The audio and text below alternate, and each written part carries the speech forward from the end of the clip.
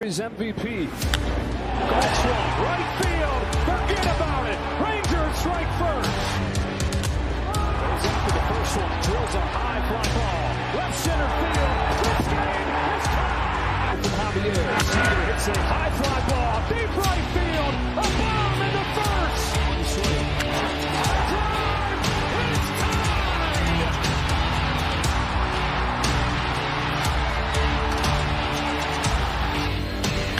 Seager smashes the ball down the line. Goodbye.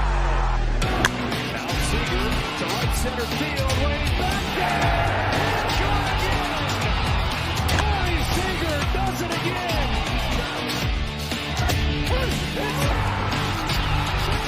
Rangers win the World Series. The Willie Mays Most Valuable Player Trophy presented by Chevrolet. Is there any doubt? Corey Seager. Hi, and welcome to another edition of Right on Rangers Live, coming at you after an interesting, trying to be nice, interesting game 138. Yankees were in town. From what I could see and from what I was seeing on social media, looked like a lot more Yankees fans than Rangers fans at Globe Life tonight. Maybe I'm wrong on that, but it looked like there were quite a few Yankees fans out in full force at Globe Life. Baseball Network, what's up? I see your comments. I appreciate you tuning in, even if it's for a second. Aaron, this might have been before I actually went live, but if you're watching, agree. Don't need to say a whole lot more. Just observe. I definitely felt like Jack Leiter, best start, I think, coming out as a big leaguer. I think we can say that with some certainty. Best start for Jack Leiter as a big leaguer. I don't know if there's a whole lot to disagree on there. That being said, I don't walk away from this start feeling awesome, and I'll explain why.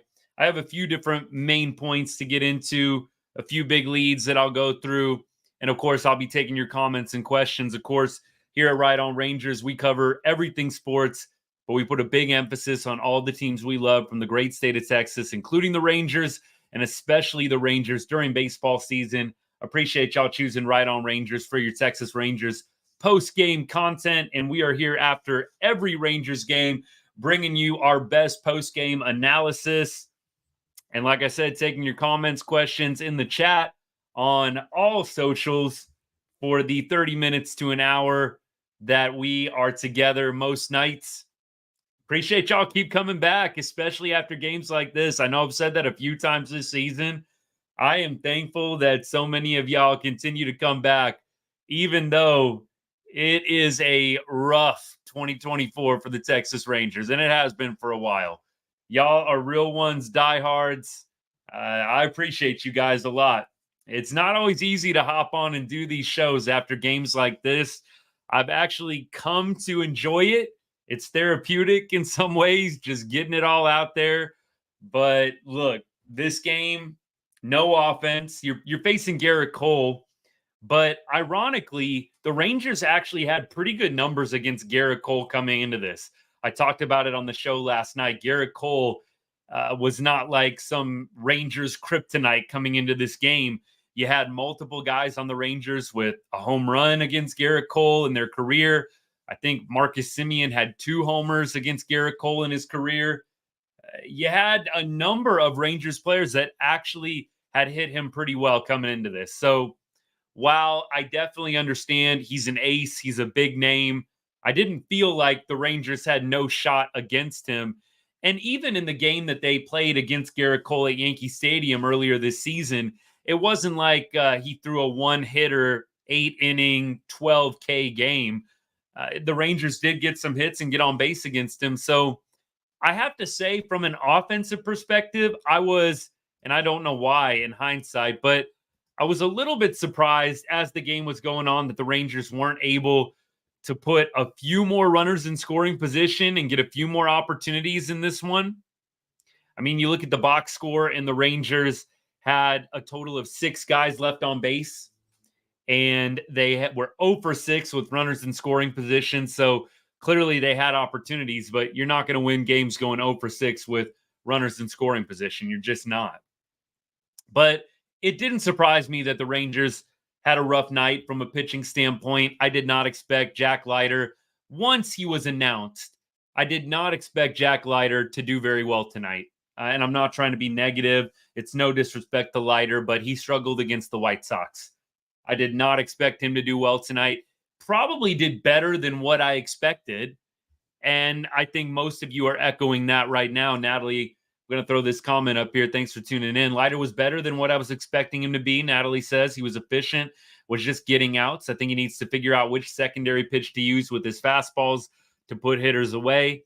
I would echo this. Look, I personally don't walk away. I was saying this to begin the show. I don't walk away with a major positive vibe about Jack Leiter after this game. I'm not going to sit here and pretend that I do. Jack Leiter in that first inning, can we just go back to the first inning for a second? Jack Leiter was getting smoked in the first inning. Thankfully, in the first inning, the baseballs were right at fielders, but pretty much every single hit in the first inning was a hard out. And look, I know you got to get lucky sometimes, but look, Gleyber Torres, 100 miles an hour off the bat. Juan Soto, 104 miles an hour off the bat. Aaron Judge, 111 miles an hour off the bat. So they were squaring up Leiter in the first inning. And he was getting lucky. And I do say lucky because most of those baseballs, if hit a degree to the left or right, however you want to put it, are base hits or straight up trouble. So I don't walk away feeling awesome. I feel like Leiter actually got lucky and kind of navigated some bad situations and got fortunate on some of the balls that did get put in play. Maybe that's an unpopular take. And I think a lot of us are probably going to just have that attitude like, hey, this is the best we've seen from him, so let's just be positive. I guess I do tend to take that side a little bit, but I feel more lucky that it wasn't worse. He gave up 5 earned runs, and every single baseball in the first inning was friggin' smoked. There was nothing hit under 100 miles an hour in the first inning. They just all happened to be right at people. So I don't know. I think there were flashes tonight. Bochy after the game in the post game presser was really complimentary of Leiter. And to me, I think that that's a lot more coach speak, a lot more politician Bochy, if you will. I think he's trying to pump up his guy and trying to put some confidence and inject some confidence into Jack. But I don't think a lot of us look at that outing. Again, five innings pitched, 5 earned runs, only 2 Ks. A lot of baseballs put in play tonight. A lot of hard outs. I don't walk away with a great feeling. Did it unravel late for him? Yes, it did. It unraveled late for him. Through the first 5 innings, only 2 earned runs. But I feel like there were probably a lot of fortunate moments for Jack, especially in that first inning. That ball that Juan Soto hit to Semien was smoked. Simi made an outstanding play. I think that eats up most second basemen. We just happen to have the best defensive second baseman in the league. But look, yes, in comparison to all of Jack Leiter's other starts, you will absolutely take what you got from him tonight, and you'll say that it was good or decent or whatever adjective you want to insert. But for me, that is a direct result of the fact that he's been so bad every other time. And yes, this was a pretty good Yankees lineup, no doubt. I do happen to think it's a little bit top heavy. You've got to navigate basically the top, 4 or 5. I don't know. I personally don't think that some of the guys at the bottom of the order are all that concerning. Josh Chisholm, I know, had a couple of hits tonight. He's hitting 265 on the year. Giancarlo Stanton with a home run tonight. Giancarlo is a guy that I really don't understand why we keep giving up home runs to. I think the book is pretty much out on Giancarlo. and it has been for a while. He's got 116 strikeouts this year. Giancarlo can hit the baseball a country mile, but he chases. I don't know why you throw him anything but curveballs, sliders, and off speed on the outside lower edge. But the Rangers insist on continuing to give him pitches to hit, and he's going to punish pitches inside the zone.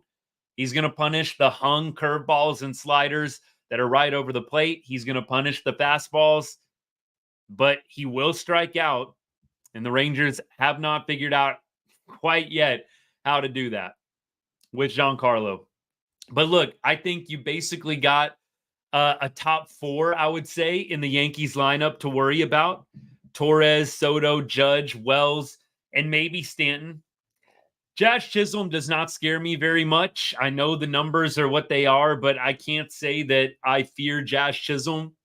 I think it's a pretty top-heavy lineup. And I think, you limited Aaron Judge tonight, 1 for 5, 2 strikeouts. I think he had a double off Leiter, but Leiter was able to get him swinging a couple of different times.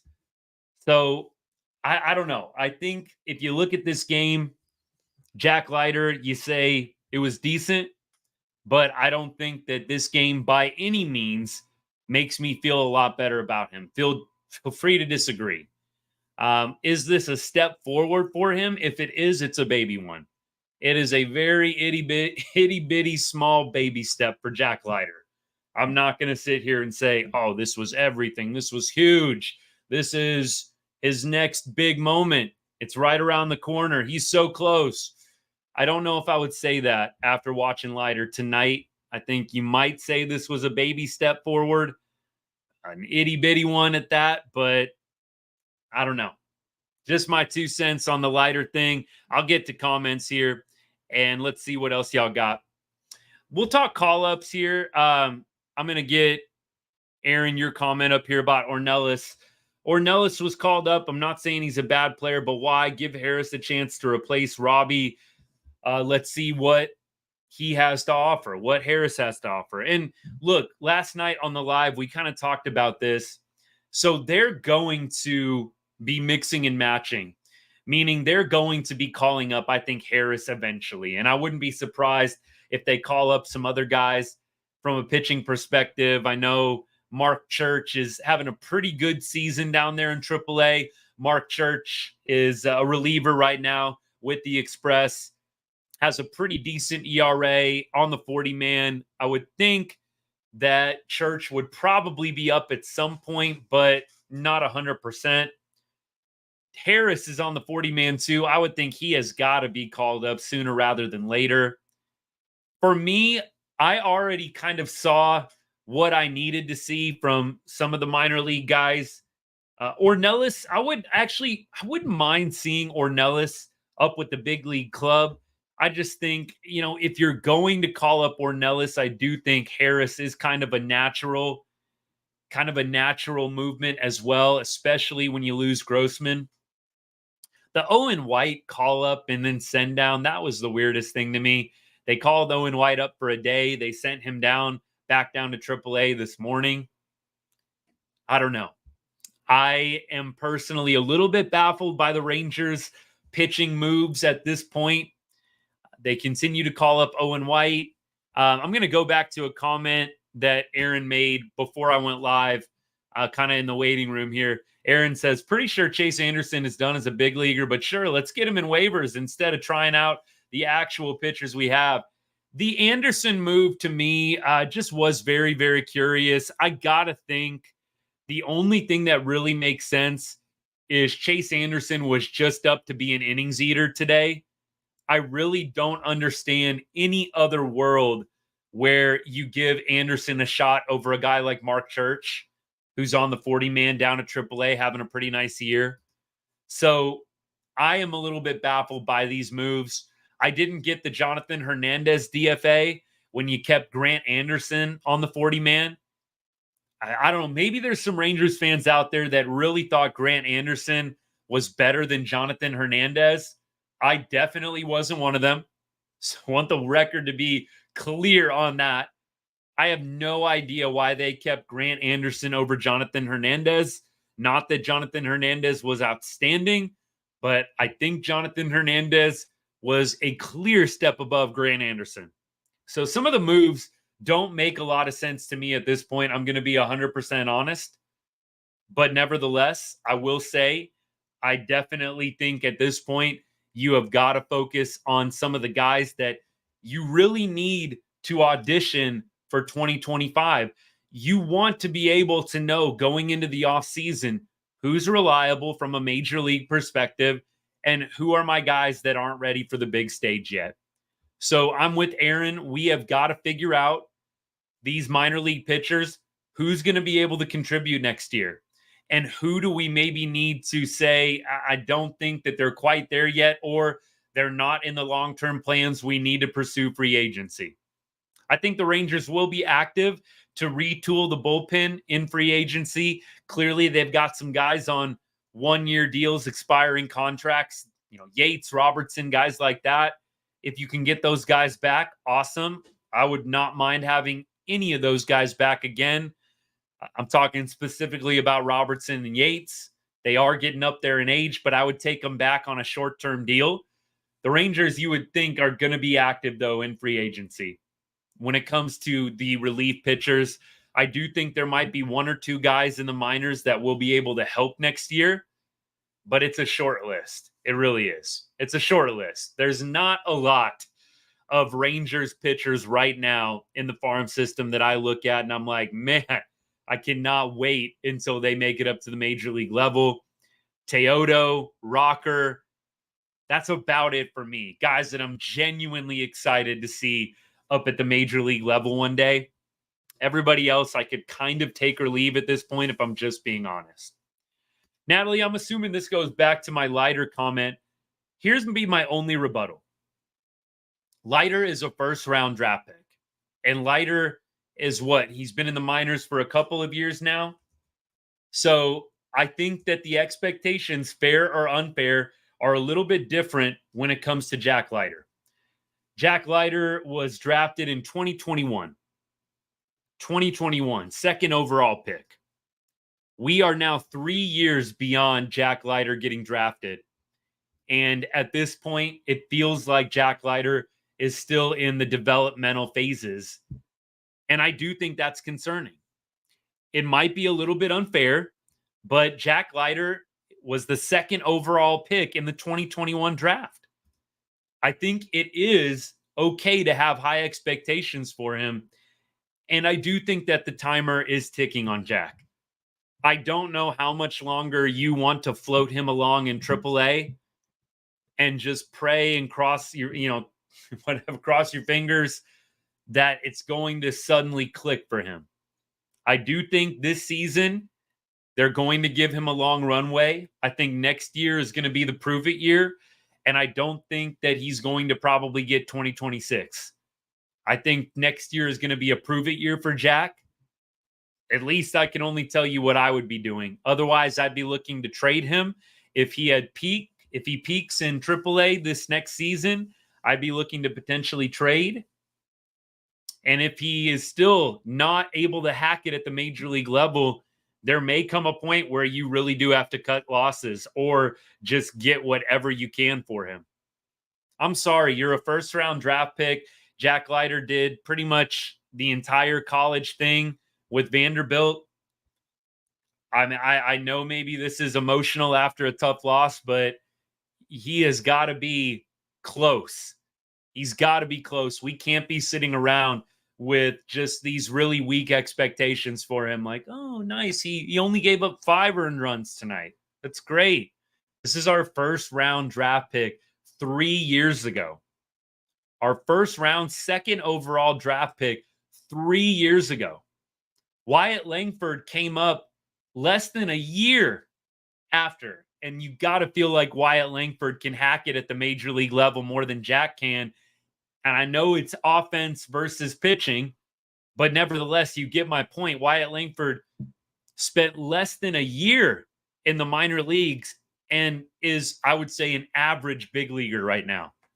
I mean, look, he obviously has the potential to be so much more, but I would say Wyatt Langford is a pretty average big leaguer, maybe slightly above average, and he was our 2023 draft pick. So Jack Leiter, 2021 draft pick, and I would say he's below average. He needs to be ready. So look, I'm fine giving him the rest of 24. I think 25, he's going to get a runway in 25. If he is not at least third, fourth pitcher in the rotation level good by the end of 2025, you've got to start cutting losses. I don't think that there's time for Leiter, an eternal runway for the guy. I think eventually, dude, you got to perform or it's not going to work out. So I don't think that he's on track right now. If we could just summarize, Aaron, you put it well. Just to put a bow on the Leiter conversation, we can get back into it later if you guys want to drop other comments or opinions. Leiter's 25 years old. He needs to be ready at this age. You did SEC baseball with Vandy. You pitched in the College World Series. You're a first-round draft pick 3 years ago, right? Leiter was drafted almost 3.5 years ago. I think he's been given plenty of time to develop. You should be in your prime years, as Aaron's saying in this comment right now, not in the developmental years as a 25-year-old first-round draft pick that played SEC baseball and pitched in the College World Series at a very high level. There's 21-year-olds that are coming into the league and getting it quicker than Leiter is right now. That is the reality. I know that we want to be nice. I know that we love our Rangers and we love our Rangers players. I do too. But for me, I guess I just try and take as realistic as an approach as I can. I wish nothing but the best for Jack, and I hope that he figures it out. I don't want to see him fail. I'm not rooting for his failure. I think that's another misconception fans sometimes think. If you are even slightly negative about a player, clearly you're rooting for them to fail. I'm not. Not at all. But just to give you a little bit of perspective here, and maybe this can be an argument for the other side. So let's talk about Gerrit Crochet. Gerrit Crochet has had a little bit of an up and down year. I bring up Crochet as a comp for Leiter. Gerrit Crochet was drafted in 2020 in the first round, pick number 11. And 5 years later, you see that he has really popped and came into his own as a big leaguer. Now, last year, he did come into the league, 13 total games. He came out of the pen, 3.55 ERA. He also, and here's my thing with Crochet. As a starter, you've really only seen him begin to blossom. But Gerrit Crochet, after being drafted in 2020, he made his debut in 2020, the same year he was drafted. And in 5 games, he had a 0 ERA. The next year, Gerrit Crochet, after being drafted in 2020, in 2021, he had a 2.82 ERA in 54 games out of the pen. This is Gerrit Crochet, who was drafted a year before Jack Leiter. In 2023, he had a 3.55 ERA, 13 games, all out of the pen. And then this year, a 3.61 ERA in 28 games as a starter.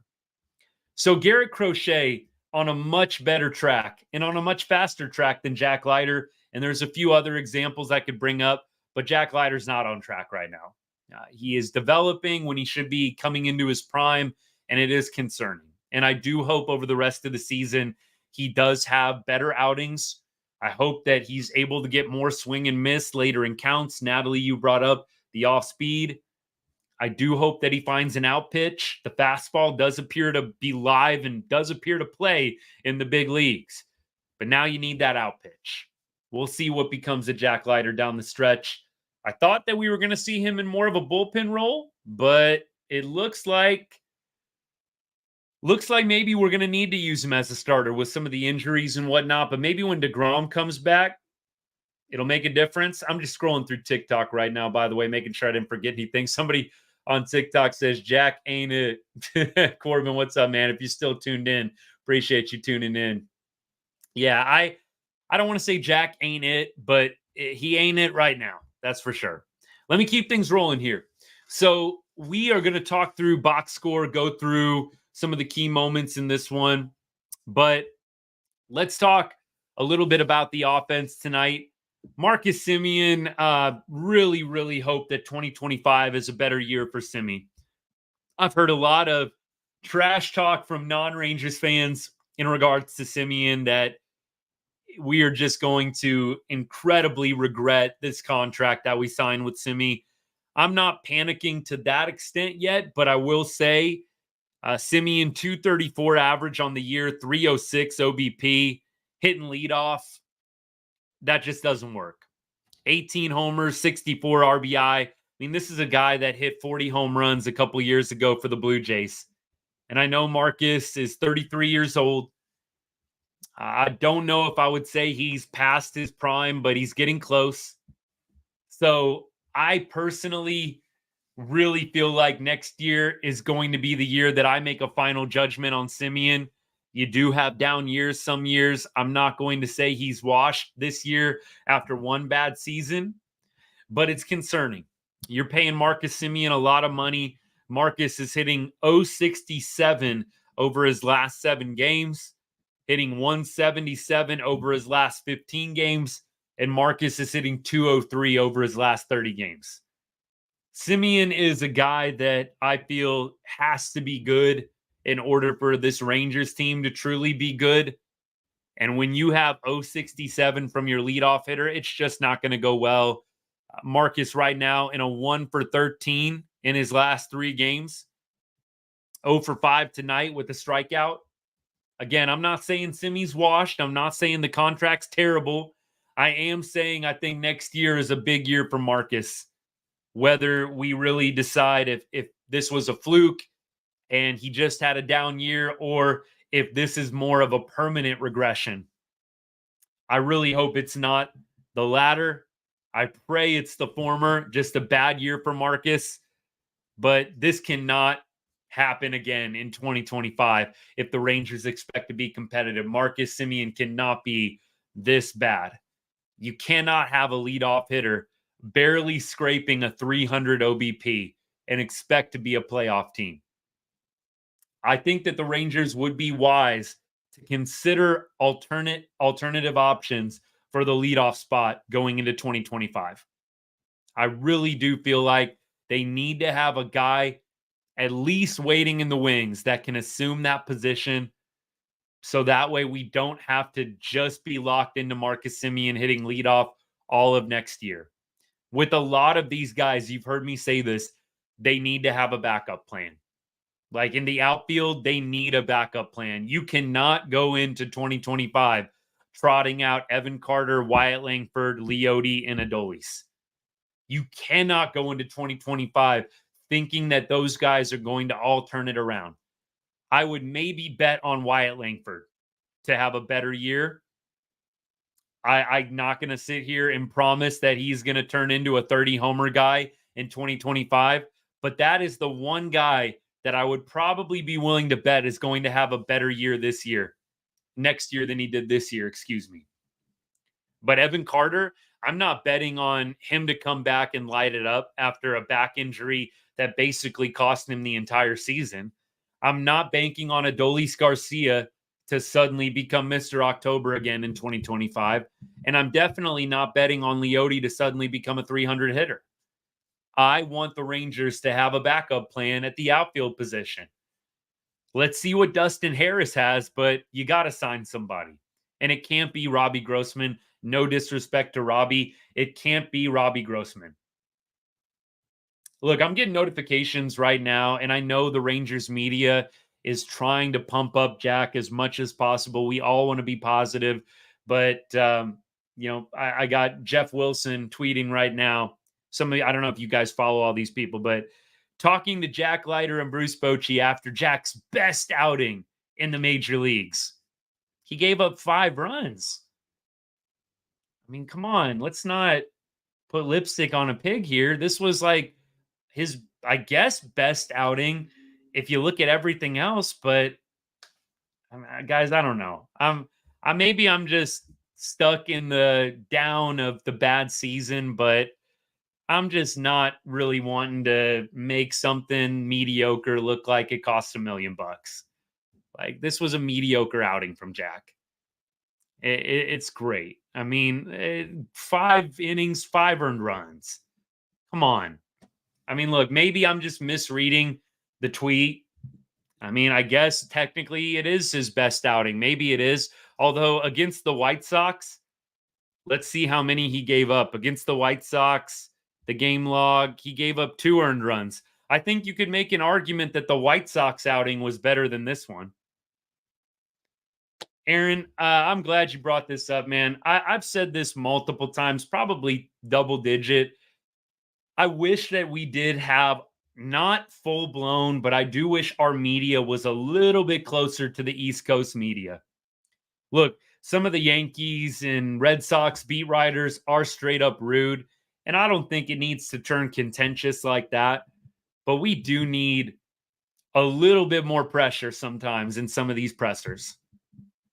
So I think a logical question to ask is, everybody's pumped about Jack's performance tonight. I think a logical question to ask is, Boch, he still gave up 5 earned runs, and against the White Sox only gave up 2.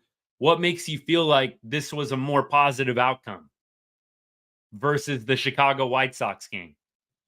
And you just kind of put guys on the spot, and for a second at least make them think about having to give a real answer rather than a cookie cutter. I mean, those are the kinds of questions I would be asking. So I don't want to go on too much more about Jack. I'm not enthused about the outing tonight. I think it's setting the bar super low for a first round draft pick that got drafted 3 years ago, 3.5 years ago. I think Jack should be beyond this right now. We shouldn't be celebrating 5 innings pitched, 5 earned runs. So, look. And Natalie does bring up a fair point. That being said, Jack did allow the base runners to get on right in the top of the 6th inning. Let's just be totally clear. So we're being fair to Jack. The top of the 6th inning, Jack comes back out and he gives up, I believe, to start a single, another single, a double, and then after that, he gets relieved. So, no, he wasn't technically the one to allow. Actually, he did allow a 3rd run to score on the Aaron Judge double, but he gave up 3 straight hits in the top of the 6th inning. And yes, Chase Anderson eventually allows a couple more to come around and score. So, look, not a great top of the 6th. A part of me says, and this was the second thing I was going to get into, a part of me blames Bochy a little bit. I would have liked to have seen them pull him after 5. And I know that maybe that seems counterintuitive considering where he was at pitch count wise, which it wasn't a lot. But in my mind, you had 5 solid innings from Leiter, 5 very solid innings from Leiter, only to that point 2 earned runs. And you already kind of teased as an organization only having Jack in a reliever role for the month of September to kind of get his feet wet and acclimated to MLB. Why not sub him out in the 5th inning? He's had a positive outcome, the best outing he's ever had. I actually thought maybe they were going to consider bringing in Anderson or somebody else after the 5th. You had the top of the order coming up in the 6th. So Aaron Judge, Juan Soto, all facing Leiter for a 3rd time. We all know how that goes for most pitchers in the major leagues. There's a lot of pitchers 3rd time around in the order. They're not as effective. Jack has been struggling to have quality outings in the majors. My next point on this whole Leiter start tonight was going to be, why not pull him after 5 quality innings? Let him leave with a good taste in his mouth, something solid to build off of. And there's an obvious built-in excuse for pulling him early. He's going to face Judge, Soto a 3rd time around. We wanted to leave him with a quality outing. We wanted him to build off of this. This was his best outing, 5 innings pitched, 2 earned runs. But instead, you have him come out again to face the lineup a 3rd time, and things go awry. We've said it already on the show tonight. Hindsight's always 2020. But despite the low pitch count, I did think it probably would have been a better move to not make him face Aaron Judge, Juan Soto a third time around, especially after he had breezed through 5 innings, 2 earned runs. That would have been by and large his best outing. And then he comes away, gives up 3 hits in a row to the best hitters in the Yankees lineup, and it is what it is. Annie, if you're still hanging out, happy Labor Day. Appreciate you tuning into the show. And yes, happy Labor Day to everyone. Rough Tuesday morning coming up for some of us, but happy Labor Day. Hope you enjoyed your day hanging out with friends, family, or just chilling and relaxing, which I am a big fan of on days like today. I don't need to have a big Labor Day plan. Just let me go ahead, chill out, hang out, and not do too much. I watched a lot of baseball today, just relaxed. It was great. John, what's up? Thanks for tuning in. Appreciate you. Thank you to everyone for picking right on Rangers for your Rangers content post-game. Means a lot. We're here after every game. Win or loss, rain or shine. Come chill with us anytime. We're usually live within an hour or so most nights. Depends on my schedule. Some of you guys have done some late night right on Rangers with me, but we try and go half an hour to an hour after the game is over. Sometimes we bring you the play-by-play for the last couple of innings. It's great. Come hang out again soon. So let's keep going here. We talked enough about Leiter. We talked about the Bochy decision to have him face the lineup a third time. Look, it was clear that Boch had in his mind that he didn't want to use a lot of bullpen guys tonight.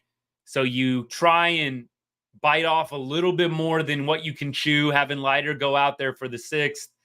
And then I think it was pretty obvious Anderson was going to eat up a lot of innings. He was going to eat up a lot of innings tonight. I don't think Boch had in mind to use a lot of the core guys. So, look, is what it is. We'll see what tomorrow brings, but at least the bullpen will be fresh. You always like to win game 1 of a series because then you got 2 chances to win the series, game 2, game 3.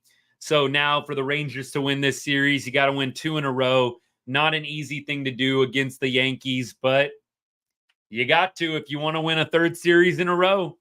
At least Evo is going on Wednesday, I believe. We talked about that on the show last night. Don't know if they had announced the starter yet for tomorrow. We'll check that out in a little bit here.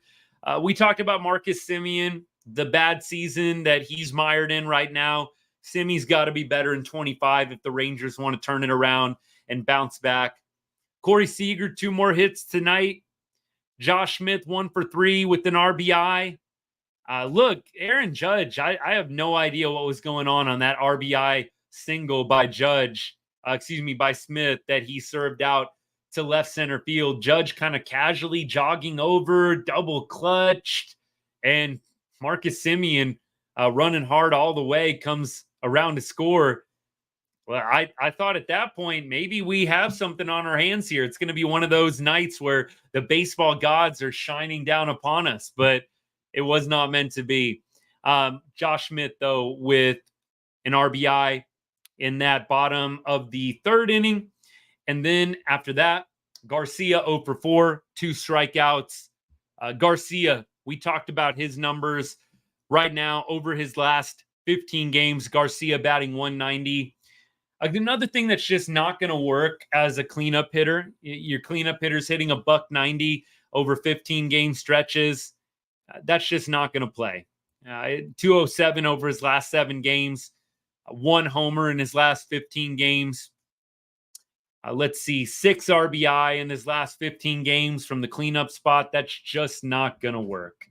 20 strikeouts in 58 at-bats. And you're striking out a little under half the time, a third of the time you're striking out. Just not good. So I really do think Marcus Semien, Adolis Garcia, guys that have to turn it around and be at least average next year. I would say this year, Semi below average, Garcia below average, Jonah Heim below average. We just need average. Like these guys don't even need to come back and like kill it. We just need average performances from some of these guys. Corey Seager is going to be Corey Seager, but we need these guys to not be hitting 200 over a 30, 15 game stretch consistently this year. Going back to the lineup, we had Nate Lowe going 1 for 4. He had 3 strikeouts tonight. Nate Lowe, for me, a lot of watching. Tonight, I watched Nate Lowe take multiple fastballs right down the middle. Nate Lowe, another guy that had a couple of nice moments in early August, end of July. And look, over his last 7 games, the numbers look pretty good. Collectively hitting 208 over his last 30. I think they've got to have better out of the first base position. First base is an area I would like to see the Rangers improve upon next year in the offseason. And then after that, continuing on down, Wyatt Langford, 2 for 4, had a nice home run. I believe Wyatt Langford had a double as well in that 9th inning. So Wyatt, definitely a bright spot in the lineup tonight. And I'm hopeful that next year, like I said, Wyatt can continue to build. I think if they're wise, the Rangers will not put too much pressure on Wyatt coming into 2025. I think if you continue to have him hit 5th, 6th, 7th, perfect spot for him. Going into 2025, thinking Wyatt Langford is going to be your 3-hole hitter, I think that's a mistake. I think they already made that mistake once. I would prefer for them not to make it in back-to-back seasons. I think Wyatt absolutely has potential to be great. I think he could be a 25, 30 home run guy. I don't think the Rangers need to go into 2025 thinking Wyatt is your 3-hole hitter. Limit the amount of pressure on him and Evan Carter to start the season. Speaking of, I've got a comment on TikTok here. Tito Sean, need to get Evan Carter back healthy, need his collectibles value to go up. I appreciate the comedic relief after a loss like this. Man, I think a lot of people are hoping Evan Carter's collectibles go up and he has a bounce back year, because there were a lot of people buying Evan Carter's rookie card and buying all of the collectibles, thinking Evan Carter was going to be an MVP type candidate one day, and he might still be. I'm not counting on it in 2025 after a season off with back issues, but I do think Evan Carter is going to be able to come back and contribute for the Rangers if he can stay healthy. I think the issue that they're going to have to figure out with Evan Carter is, are they going to continue to treat him as a platoon player, or are they going to treat him like the number 1 prospect that he was for a number of years for the Rangers and play him every day? They've already kind of come out and said that they're going to ease him back into action and do a platoon role for Evan Carter. For me, you don't platoon your number 1 prospect. I'm sorry. Especially with only a small sample size. They were ready to platoon that dude in friggin' April. In April, they were platooning him. They had given him September, October, and April, and they already started to platoon him. Your number 1 prospect. I don't know. I mean, when you just say things out loud, sometimes I think that's a great test of how much sense it makes. Say that out loud. Your number 1 prospect after 2 regular season months, 1 postseason month in which he killed it. Evan Carter was outstanding in October. You're already platooning him? That just doesn't make a lot of sense to me. I'm not running a baseball franchise, but if I have a number 1 prospect, I'm not platooning them after 1 bad month in April, which is what they did to Evan Carter this year. He was platooning already at the end of April. Aaron, I agree. Evan Carter is a great kid. He's a great human being. I actually really love Evan Carter, and it was so painful watching him struggle out the gate. Think he is a first-class guy. I think they've done Evan Carter wrong by, first of all, platooning him and not allowing him to hit off of lefties. Aaron, you might have a point. The conditioning. Look, I got my questions about the Rangers and how they prevent injuries and how they keep guys healthy. I've got questions about the Rangers medical staff. You can't have this many injuries and not ask any of those questions. Again, there's always going to be fans that never want to be critical, never want to be negative about anything. Maybe the Rangers, maybe it's very average, middle of the pack. There's a very good chance that the amount of injuries that the Rangers have had are on par with what everybody else has had in the league. It just feels like we've had more than quite a few major league teams this year. I am very concerned about our ability to keep players healthy. I pray it's just a fluke, but next year I think is going to be a year where if they return everybody and do exactly the same thing from a medical staff perspective, and we have this many injuries again, I don't think you can sit around and say this is just dumb luck. We've got position players getting hurt. Josh Young doesn't get included in that. Josh Young, of course, hit by a fastball. That has nothing to do with the medical staff. But you had Dane Dunning, Cody Bradford, Evaldi. I don't think I'll throw Scherzer in the mix. Scherzer is just about done with his MLB career. So I'm not going to put Scherzer in that mix. But Cody Bradford, young. Right? John Gray getting up there. Evo getting up there. Dane Dunning, young. For me, it's a lot of injuries. And it seems like too many. And so I hope next year can be a better year for the Rangers, staying healthy.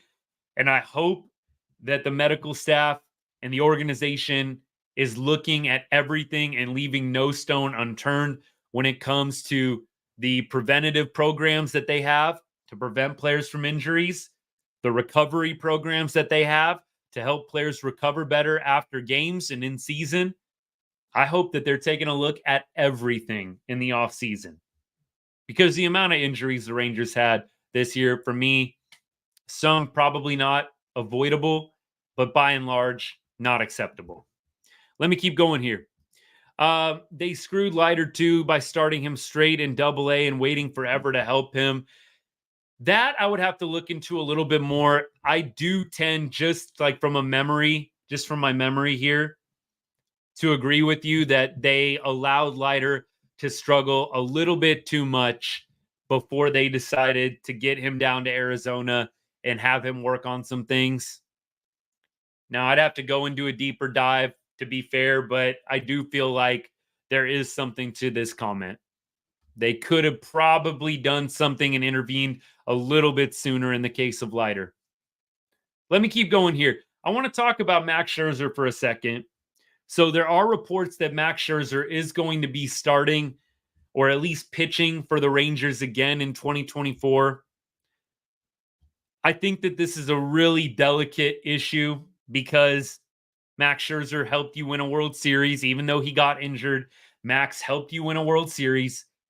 But I got to tell you, when I first read that Max was trying to start another game in 2024, I was like, why? What is the purpose of that? He's not going to get re-signed. He's going to go into free agency, probably get a 1-year deal from somebody if he wants to keep pitching again. The Rangers are not going to re-sign Max Scherzer. So if you are that injury plagued that you are desperate and you need a guy, fine, start Max Scherzer. But if you have other guys in the minors that you would rather have start, I don't know why you would waste a start on Max Scherzer. With 28 days left in the season? I know that might be an unpopular opinion. I know there's a lot of Rangers fans that love Mad Max. I do too. But at this point, I think it's clear that he probably needs an extended absence from the game to get all the way healthy. Yes, he's throwing these bullpens. Yes, it looks good for a little bit, but arm fatigue always creeps back in. I think it's pretty obvious Max needs some extended time off. I don't know what the benefit really is of him starting another game in a Rangers uniform. Maybe a relief appearance just so everybody can say goodbye. But Max isn't coming back next year. And I don't know why you would waste a start on him when you could be giving it to somebody else. So unless you are desperate for starters, or you just want to give him a send-off and give him a couple of innings here or there, I don't know why Max Scherzer is pitching again. And I think the biggest thing is if he really wants to play again next year, why wouldn't you just take an extended absence, slow your process down a little bit, and get all the way healthy? I'm sure there's going to be a team that's going to want to pay Max Scherzer $10+ million on a 1-year deal, maybe with some kind of option, mutual option the next season. I can't imagine nobody's going to take a flyer on Max Scherzer next year. I mean, debate me all you want on that. I think there's going to be some team that is going to take a flyer on that dude. 1-year contract, healthy offseason. Let's see what we can get out of Mad Max. I don't think it's going to be the Rangers. So I'm a little bit surprised that they're actually trying to have him pitch again this year. We'll see how it goes. But I prefer he not take innings away from a young guy that is maybe auditioning next year for 2025. We'll see what happens with that. Now, I think for this game, we've gone through just about all we can. Jonah Heim, 0 for 4 tonight. Another guy, we just need to be average. Can you just hit 250? Jonah Heim, 2 strikeouts. Looking a little ugly on a couple of them. You can tell he's frustrated. The body language after a lot of the strikeouts is just not great. I really hope that Jonah Heim has a bounce back year in 2025 as well. I think the Rangers additionally have to figure out the ground game, the stolen base game. They are allowing way too many stolen bases. I do think a fair amount of that is on the pitching staff holding runners closer, but I think you got to blame Heim too. It takes two, right? And I think at this point, you can't just blame the pitchers for all the stolen bases. I think you've got to look at Heim too, and he might need to get back in the lab and improve a little bit upon his game when it comes to throwing out runners, along with the pitchers and the pitching coordinators and coaches developing in the offseason a better routine and regimen to get these pitchers holding on runners better. I understand the timing and the throwing and the disengagements. I get it. But there are teams doing a better job than the Rangers at holding guys on and preventing stolen bases. So Jonah Heim's another one. Got to be better in 2025. Leote, 1 for 3 with the walk, on base twice. Not a lot more you can really ask of Leote. Your 9-hole hitter, you're not expecting to go multi-hit. Leote on base twice tonight. You'll take that, no doubt. Let me keep things rolling. I think that's enough for this game. I think we need to look ahead towards tomorrow, and then we'll do a little look around the league. I'll let y'all know what the pitching matchup is going to be for tomorrow if the Rangers have formally announced a starter. And if you got more comments, questions for me before I wrap up the show, I'll make sure that I get to them. So tomorrow, we have another start at 7:05, and Andrew Heaney is going to be on the bump against Carlos Rodon. Rodon is 14-9 with a 4.31 ERA. Carlos Rodon actually started against the Rangers earlier this year, and I'm going to read you his game log for that night. If I remember correctly, it was not a dominating start by any means, but I don't think he gave up a run. So let me explain. It's all coming back to me now. 5 2/3, 3 hits, but he walked 5 batters. So Carlos Rodon with 5 walks against the Rangers, and it was just one of those where the Rangers could not take advantage of any runners in scoring position. So Rodon, definitely a decent start against Texas. We're not saying it was bad, but 5 walks against the Rangers last time out. Towed the tightrope, and he just kept getting big outs with runners in scoring position. I don't think anybody's shocked with this Rangers club. We have not done the best job at cashing in with guys on base. So Rodon will throw tomorrow. Rodon, by the way, against Texas hitters in their careers. Let's just go through. Doley, 2 for 3 against Rodon. Heim, 0 for 1. Young, 1 for 3. Carson Kelly, 0 for 9. Wyatt Langford 0 for 2 against Rodon, the probable starter for the Yankees tomorrow. Nate Lowe 0 for 2.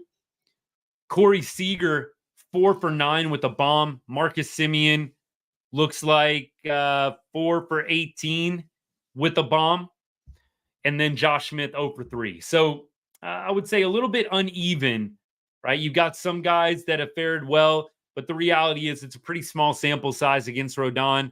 On the other side, Chisholm 0 for 4 against Heaney. Aaron Judge 3 for 11 with a home run.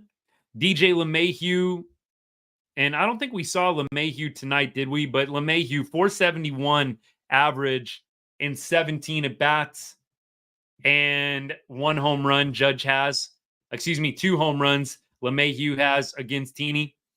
Rizzo is 1 for 6 with a homer. Juan Soto 2 for 10 with a homer. Giancarlo 1 for 6. Torres is 2 for 11 with the homer. Trevino 1 for 6. Verdugo 2 for 9. Volpe 1 for 5. And Wells, the catcher, 0 for 2. So I would say by and large, Andrew Heaney actually has a decent amount of success against the Yankees hitters.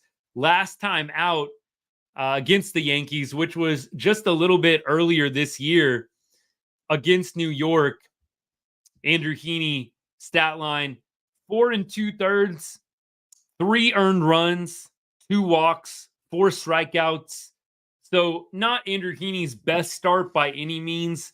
I believe he had an error. I want to say that might have been, I forget what error that was. I'm going to blank on it. For some reason, I was thinking it was a throwing error on his part, but I think that was another game. They're starting to blend together. But look, not one of his sharpest starts, but 7 base runners in 5 innings pitched. That's not terrible. Only 2 walks. I think just got pulled a little bit early. I think that was that one of those where we pulled Heaney and then it was like one of those weekends, I think weekend series where it was like 2 days in a row, Bochy pulled the starter super quick and it just went terribly. I think that was that series where we pulled Heaney and we pulled, I don't know if it was Evo or somebody else. And it was right around that 5th inning mark. Bochy pulls them, and then the bullpen just completely gave it all up at the end. So Andrew Heaney, I think, is going to come out, at least give the Rangers a chance. Andrew Heaney has pitched better at home than on the road. A 3.60 ERA at home versus a 4.24 ERA on the road. So Andrew Heaney likes pitching at Globe Life. So hopefully he will have a nice quality start tomorrow. Yeah, I definitely think that it's a much better shot than today was. Jack Leiter on the mound. I'm not trying to be a hater, but did not feel super, super confident. However, with Andrew Heaney on the bump, even with a good pitcher in Rodon towing the line on the other side, I think the Rangers better chance to win tomorrow against the Yankees than they did today with a rookie that's very much unproven on the hill. All right, let's take a look at things around the league. There's not a whole lot that we're wanting to cover on the show tonight, but we will do the AL West roundup. The Astros actually lost 5-3 to the Reds tonight, and the Mariners lost to the Athletics. So this is kind of how it's gone. Primo opportunity for the Rangers to at least make it a little more respectable in the standings, but they lose on the same night everybody else loses. So the standings, if anybody's curious, not that it matters, Texas 10 games out, 9.5 games out of the wild card, 10 games out of the division. It's going to take a miracle, y'all. I don't think they've been eliminated officially, but it's getting pretty dang close. Pretty dang close. Around the league, Royals on a 6-game losing streak. Wowza.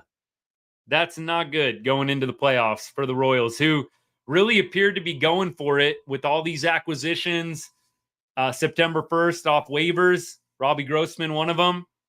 They made some moves at the deadline. 6 straight losses. New York Mets are streaking. They have won 5 in a row and are now only a half game out of a wild card spot. Beyond that, not a whole lot of other notable streaks around MLB, but those are a couple of them. I think we are going to start signing off, y'all. I'll check comments one more time. Again, really appreciate all y'all tuning in. Somebody said on TikTok, give Jack Leiter to the Brewers. We'll make him a stud. You know what? I actually, great comment, by the way, but it's actually not totally untrue just based on the Rangers' past history. Normally, we do trade away somebody and suddenly they pop and become this ace like Cole Reagan's last year. He looked super mediocre, a little bit like over his skis in the major leagues with the Rangers. Suddenly was unhittable with Kansas City when we traded him away for Aroldis Chapman. I'm sure we'll trade away Jack Leiter and he'll become a bona fide ace. It's just how it goes with the Texas Rangers sometimes. Is what it is. But again, thanks for tuning in tonight, y'all. Wish it could have been under better circumstances, but we'll be back tomorrow. The sun will come up tomorrow. Another day of baseball. Game 139. It's crazy. We've been with y'all pretty much. I don't think I did the opening weekend against the Cubs, but we have done 127, I want to say, Right on Rangers lives. I counted it all up. And look, I just appreciate all you guys helping out the channel, all of the views, the likes, all the support that you've given. It means a lot. It's kept me going with it in what's been a little bit of a down year. We can only hope 2025 is better. I'm already starting to get excited for it. Disappointed the Rangers will not be playing in October, but excited for the future. I think 2025 is going to be a great year. And I'll hope that you will continue to support the team through the struggles and, of course, support Right on Rangers here. Keep coming back with me. We'll be live tomorrow post-game, Wednesday post-game, and we'll also catch you up on the weekend series coming up here. Hope you guys have a great rest of your Monday night and Tuesday tomorrow. Hope to see you on the live or on the replay later on this week. If you have not subscribed, if you have not followed the account quite yet, please do so. Hit that notification button as well. Keep up to date with all our latest and greatest content. And if you know somebody that loves the Rangers, loves baseball, I'd greatly appreciate you sharing a video, sharing one of my shorts or one of my lives with them. Tell them about the channel. Let's keep growing this good group of people we got talking baseball and talking Texas Rangers baseball, to be more specific. And as I always say to end every show, God bless and go Rangers.